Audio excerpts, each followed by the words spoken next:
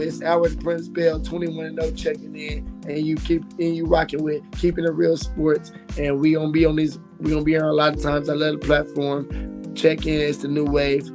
Like, follow, subscribe, and do all that good stuff.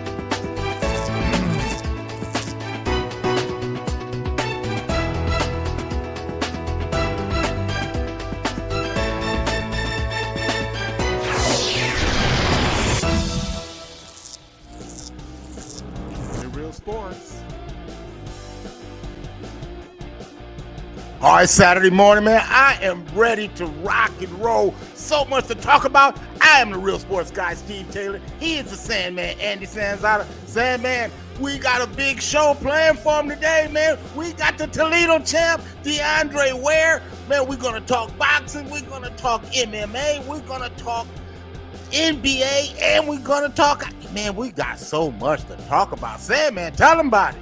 It's an exciting time of year, Steve. Obviously, we're going to talk about the NHL playoffs as well. So because we got such a big show, let's get right into the quick hitters. This is what we call the quick hitters.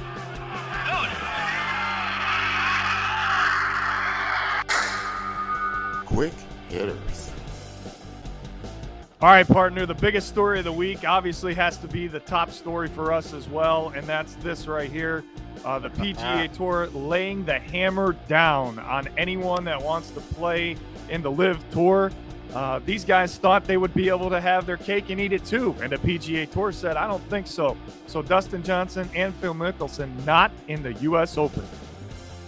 Andy, here's the thing about that. Look, it's like you telling your ex who broke up with you, we're broken up and you can't come back. So they don't care, man. And I'm gonna tell you what's gonna happen down the road, because see, the PGA and the LIV, because many players are going to defect over to the LIV Tour. I promise you that is going to happen. And so what we're going to see down the road is some kind of happy medium. I promise you that is not the end of this story. So really, PGA, by you telling them, man, that they're suspended, so that they don't care.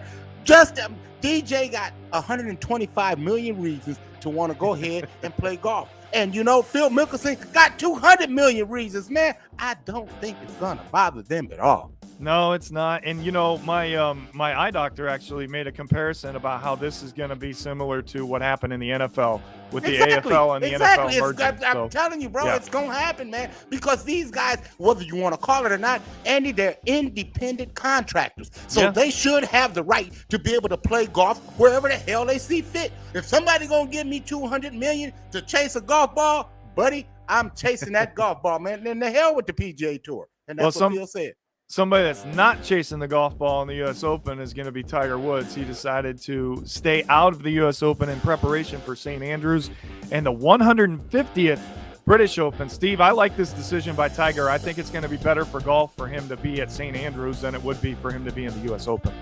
Well, he understands right now his body needs to get well, and that's what he said. He said, my body needs to heal so I can be able to be me. And I think that St. Andrews is more Tiger Woods friendly, more so than the U.S. Open. So I think that's a wise decision on his behalf to not to try to push. These two tournaments are kind of sandwiched right together. Yeah. So for him to take some time to get ready for one, that's probably a good, smart move.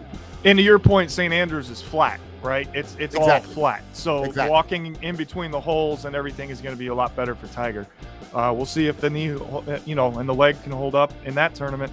But we'll get into the U.S. Open more next week and in the next coming weeks, because it's still going to be a great tournament, even though those guys aren't in it. We'll talk about that later. But what we got to talk about here, Steve, are the ladies now, as Oklahoma wins back-to-back national championships in softball. They beat their own record from last year and had 17 home runs in the Women's College World Series. Jocelyn Allo and the girls, nobody was going to beat them. Come on. No. And you know what? Here's the thing, people.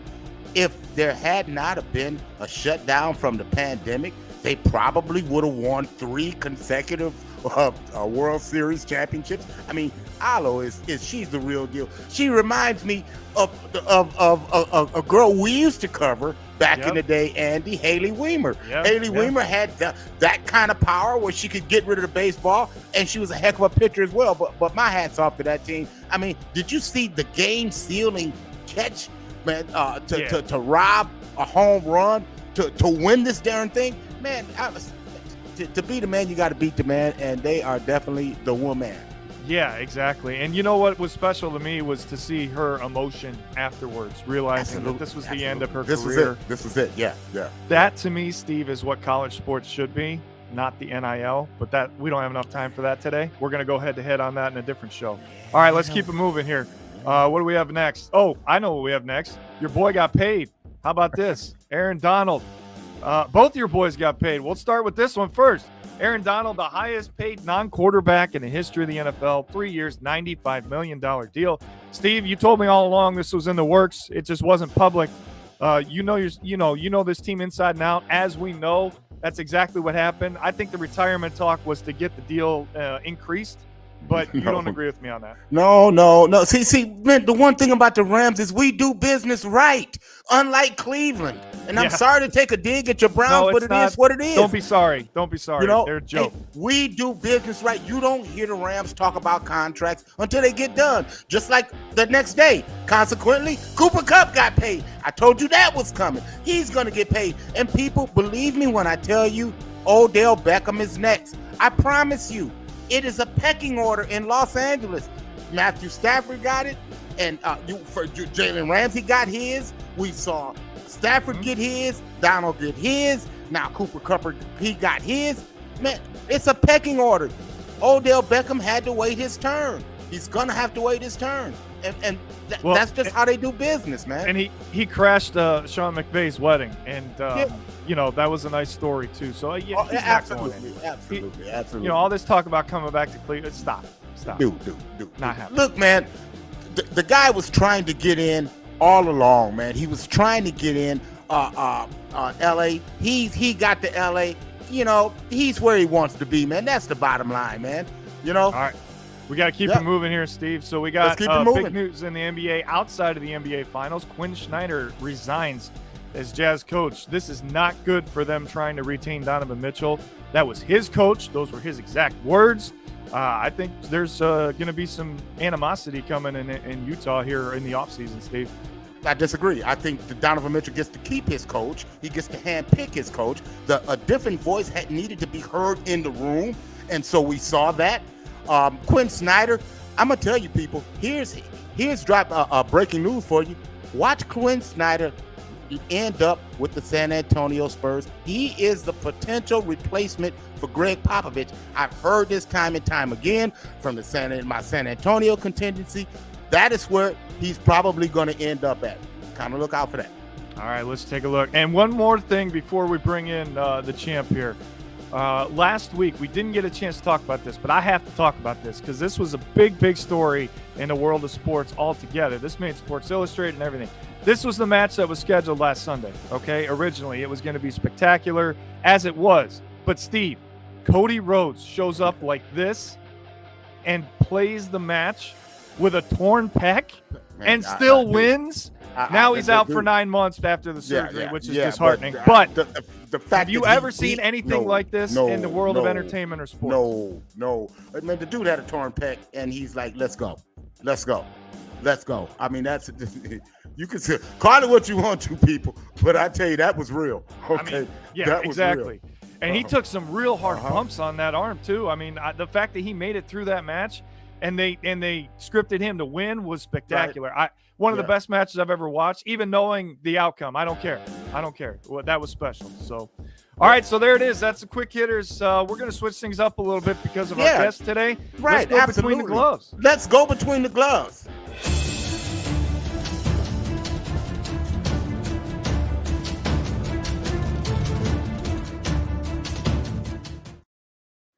And, man, what I want to do is go back to last Saturday night right here in Toledo, Ohio, at the Seagate Center, where our champion, the Axeman, He gets it done. He wins a unanimous decision over Chris Brooker. This is the second win on a comeback. He improves to 15-3. Now let's bring in the Toledo champion. We call him the Axeman, Dre Ware. How y'all doing? What's going on, Dre? How you doing, Dre?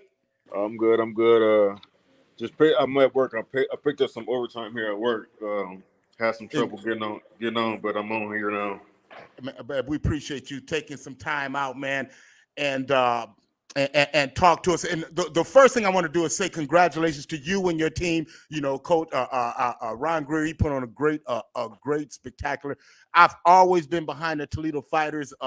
As you know, Prince Albert Bell is a regular here on the show. You know, E. Bunny, you know, Sonny Fred. I mean, all of you guys, man, we always have your back. Jared, Big Baby, man, we're always, man, pushing you guys out into the spotlight. But Dre, take us back to last Saturday night, and in your preparation in getting ready for a big fight in your hometown, because it's a big deal, man. You've got the pressure on you. Yeah. It's always sorry. Excuse the noise. It's always harder fighting at home. For different training, I live at home, so I stay home. I got the wife, got the kids that I have to tend to sometimes, and then just the pressure of being home. You got fans, people from home. You're getting a bunch of phone calls and texts and stuff about tickets. So it's just a lot going. It's just a lot going on leading up to fight time when you fight at home. Dre, when you were preparing for the fight, what was it about Brooker that you had scouted that you were concerned about that you knew you had to stay away from? I wasn't. We weren't really concerned about anything. Felt pretty confident about fighting him. Only thing that I knew he would be coming to fight. He's a rugged guy. He comes from Philadelphia, and that's pretty much it. But I took the fight because I knew. Well, he had previously beat Leo Hall, who's not here anymore. Rest in peace to him. Bam, young Bam. Yeah. So I took the fight for him. Try to get that win back in the city for him. But there wasn't really much that we really saw other than he was just he was a strong, active fighter, and he upset some guys, and so we weren't trying to let that happen when last Saturday. Yeah, you definitely were on your A game, man. You know, hey, look here. Here's what I want to talk about, man. Is you always talk about your wife's involvement, and you really include her a lot. Talk about that, man, and talk about her involvement in what she means to your career. She means a lot. I mean, we have 4 kids, so she has a business and things that she does as well, but just the sacrifice that she's had to put in to allow me to box. I mean, not only am I boxing and I'm away I'm training, but I'm also away 24 hours at a time, working as a firefighter. So, I mean, she got a lot on her plate, whether it's taking kids back and forth to the doctor's office or whether it's clothes, food, going to the store. It's just so much that she's got to do and carry on her shoulders when I'm not there. And I just appreciate her for that. Because honestly, without her, it'd be hard for me to do anything that I'm doing right now and to be successful. So she's allowing me to be successful. I can relate to that, partner, for sure. Man, we appreciate you taking just the time out and just chat with us, man. What's next for Dre Ware, the Axeman? What are you looking at next? I don't want to say anything right now, but I have a couple fights in the works that I'm trying to decide on what I'm gonna do and what I'm gonna take. But we're looking at a couple big fights here and to put me back on top to where I was and just climb higher. Look forward to win some more titles and then get that world title shot. Get that world title shot. Now, so we're on a 2-fight win streak right now. So what are some of the changes that we made, since the the last hiccup that we had? I changed my coach. I'm with Coach Derry Riley. I'm not saying I changed. I just feel like it was a better move for me. Um, Coach Derry, he started me as a boxer. He's the one that pretty much showed me everything I know. I mean, I did pick up things from other coaches, but my previous coaches, but Coach Derry pretty much showed me, and I feel real comfortable at home. Like when I got back in with him, I feel like it was just like, it's just like nothing. We never left each other. So that was a good thing. But for this fight, I got a nutritionist, and I've never done that before. I've never had a nutritionist. I try to eat right, eat clean when it was around fight time. But the nutritionist, it helped me out a lot. It made my body feel so much better. I did not dehydrate myself. Literally, the day of weigh-ins, I was still 3 pounds overweight. But I lost the weight, so I wasn't dehydrated, and then I hydrated back up. The day before the weigh-ins, I still had drank over a gallon of water. So, I mean, I feel good. I feel real good. Right. Hey, look. Side note, your trainer, Bubby. Oh yeah. Yeah. That's my nephew. Okay. Yeah, but I got back with Bub too. It's just with everything going on. It's been on and off, but I got back with him, and I was talking to him and expressing to him how I felt, and we had a short amount of time working together, but he told me that I would be good, and he was there every step of the way with me, and it definitely made a difference in my performance. Yeah, man, you look good, man. You look good. And anytime, man, you got anything coming up, man, shoot me a text, man. I'll definitely get that, man. We'll definitely be getting that out on the airwaves, man. Man, we so appreciate you, man. Man, I know that you're at work. Hey, good luck on everything, man. And hey, look, man, we definitely got your back here. Thank you, and I appreciate it. You guys have a good one. All right, thanks, Dre. That's the champ, the Axe Man, DeAndre Ware. We appreciate you stopping in, brother. So, wow. Yeah, I mean, man, that dude does so much, man. I mean, man, for him to be a firefighter, and a father, Steve. Oh my gosh, man, that's an important job too. He does so much, man, in our community, man.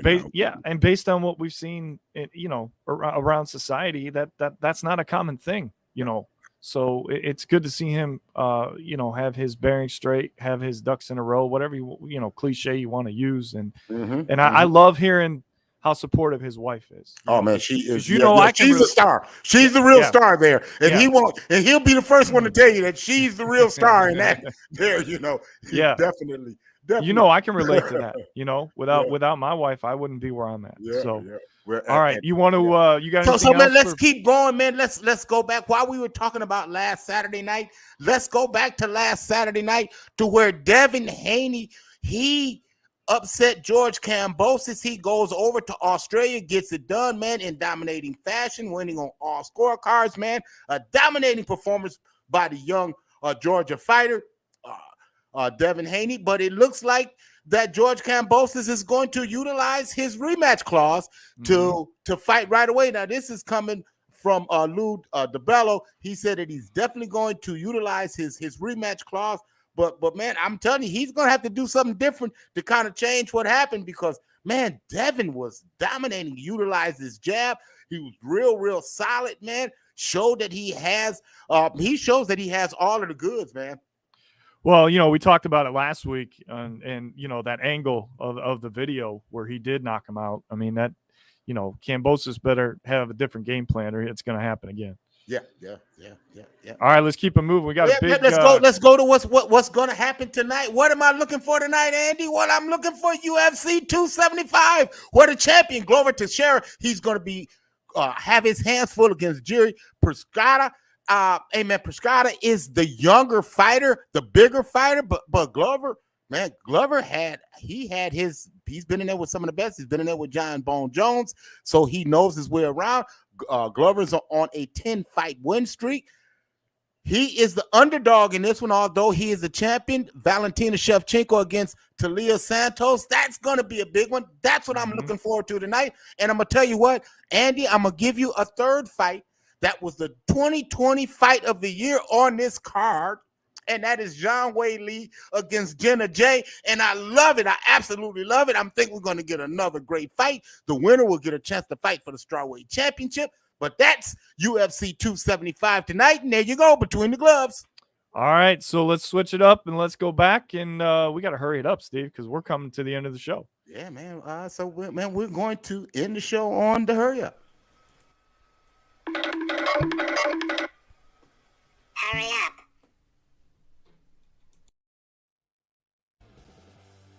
All right, obviously we got to talk about the NBA Finals. We had Game 4 last night, and it was a pretty spectacular performance by Steph Curry. Steve, I don't know. I told Patty last night I'm a bit of a Nostradamus maybe because I created this banner before the game happened last night, and I just had a feeling. I just had a feeling this was not going to be a short series. You and I both agreed on that from day one. It's just a matter of who's going to win it. Now it's a best of 3. Golden State has home court. I don't know. It's going to be interesting. Well, it is going to be interesting, man. Steph Curry happened last night. Steph Curry, man, willed his team to victory. He would not allow the Golden State Warriors to lose. The shots that he was hitting, especially in the fourth quarter. He goes 13 points in the fourth quarter. Jaylen Brown, man, just couldn't keep up the pace, even though he had 23 last night. But Jason Tatum didn't. He had 23 last night. He just outdueled both of the young guns for the Celtics. But the Celtics have to quit turning the basketball over, man. Yeah. The bottom line is when you turn the ball over and you let these guys get out and run, man, they are too good in pull-up jump shot situations, man. And they gave up too many of those. And not to mention the missed free throws of the Boston Celtics. The margin of victory was the many free throws that you left on the line. They call them free throws for a reason. Well, I speaking of free throws, I thought there was a little bit too much of a discrepancy, as far as how many each team got. But, I'll let that one slide since the series is tied at 2-2. But what do you think about, real quick, before we move into my cup runneth over, what do you think about what Van Gundy said about how he was terrified? He would be terrified as a coach leaving Horford on Curry. And he thought that Udoka was brave to do that. And obviously it backfired because Curry went off for 41 last night. Well, I mean, you're not going to put Horford on Steph Curry in every situation. Well, obviously, yeah. But in certain situations to run him off the line, yeah. I mean, you saw when he said that's a bad move, Horford made the play. Mm-hmm. It's like, dude, man, it's a reason that you sitting on your behind on the sidelines talking, man. Can we talk about the defense Klay Thompson played last night, though, in that fourth quarter? A couple really big strips, a couple really big steals that really kind of, I thought, shifted the momentum into Golden State's favor and allowed Curry to take over the game when he needed to. It's the championship medal of the Golden State Warriors. They know when to turn the heat up. They understand when to turn it up. Mm-hmm. You don't have to be great every possession, but it's the important possession. And the Boston Celtics don't seem to understand when the possessions are most important. Because it was a stretch. They were up 5 in that fourth quarter. And I'm like, okay, I'm interested in seeing what happens now. And you let them come right down and shoot a 3. It's like, dude, those are the possessions that you got to lock in on. Yeah, it was an 8-point swing. Golden State won an 8-0 run. Now they were down 5. Now they're up 3, and then they took it from there.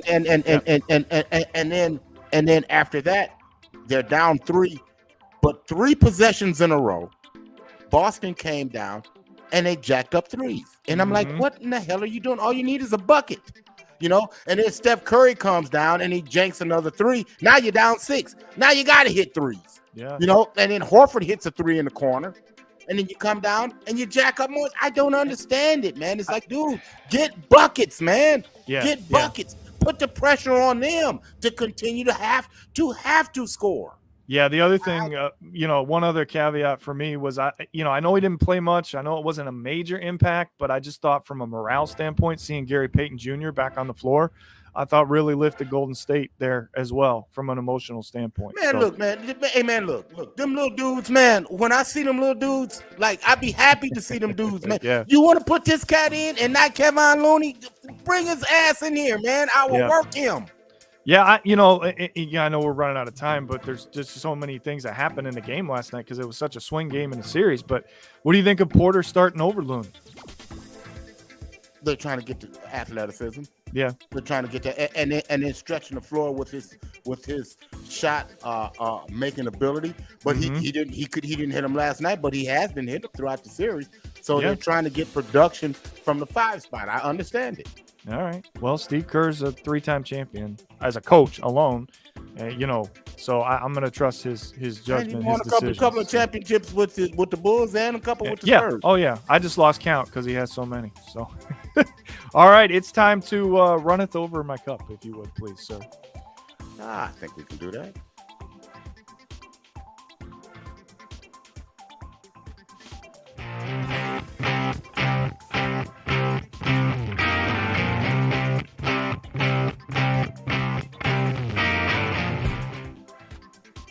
All right, Steve. Well, earlier this week, my Colorado Avalanche proved what I thought all along, and that's the fact that they would go to the Stanley Cup final.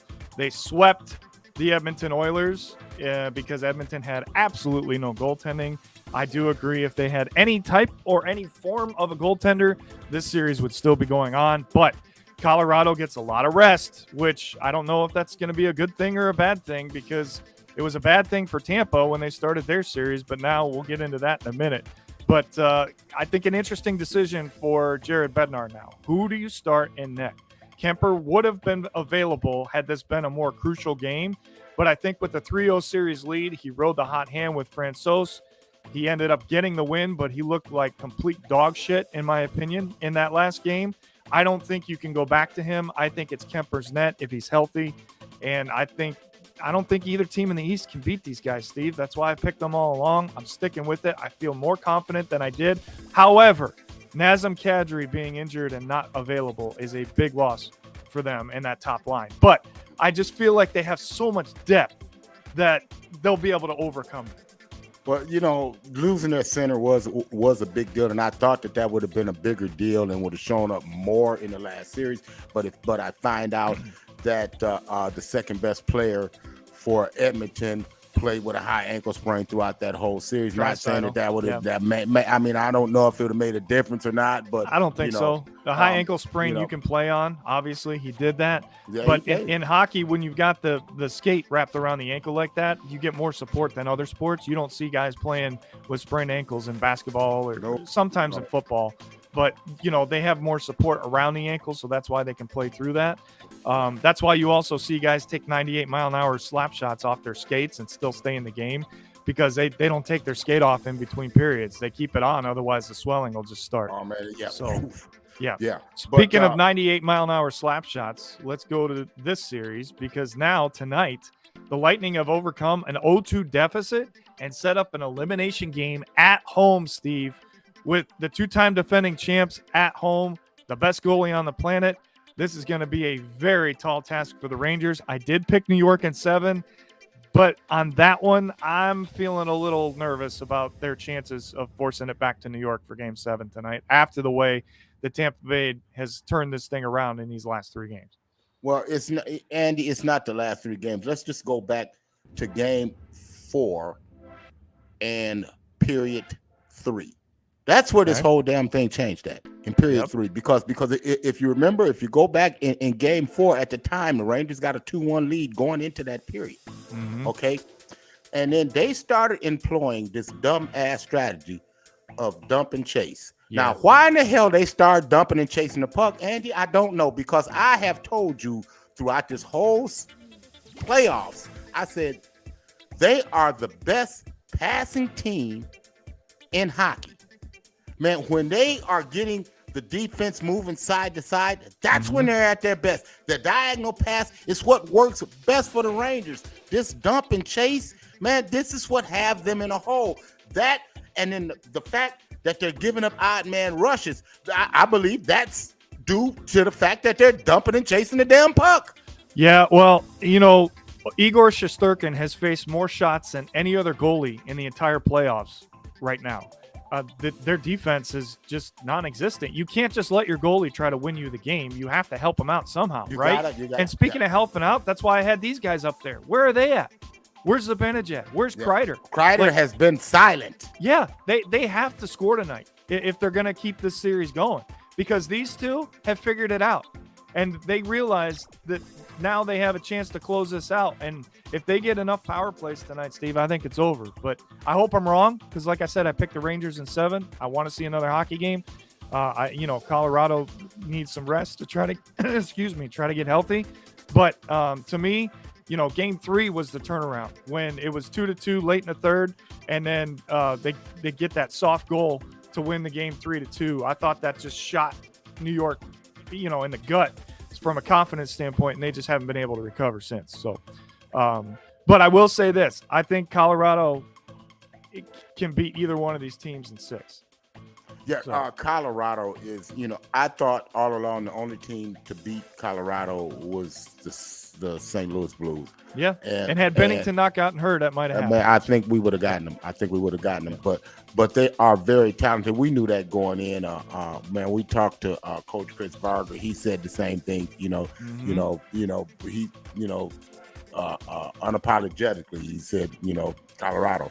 Yep. So we knew what it was up against, but I got an interesting stat for you before we close the show out. You ready for this? What's that? Because Colorado eliminated Edmonton, this will now be the 29th straight season or year, however you want to look at it, that a team from the United States will have won the Stanley Cup. Yeah. How about that? Yeah. That is the curse of Patrick Roy. Yeah. That is the curse of Patrick Roy, because you traded him for Jocelyn Thibault. I will never forgive you for that. And Canada may never forgive him either, because they don't have a cup since 1993. So there you go. Thibault. All right, number 37 is a wrap. Man, it's it, man. Hey, man, my hat's off to DeAndre Ware coming in, man. I mean, man, the fireman, the axe man. Man, he chops them down, man. You set them up, we chop them down, man. Hey, everybody at home, tell us what you think. We changed the look. We got some new colors here. We try to make it a little bit more tailored to us, being Buckeyes fans and everything. We saw the comments about the greens and the blues, and we hear you. So let us know what you think, either here or on the YouTube page. You see the email down there. And make sure you like and subscribe. Subscribe. Please subscribe.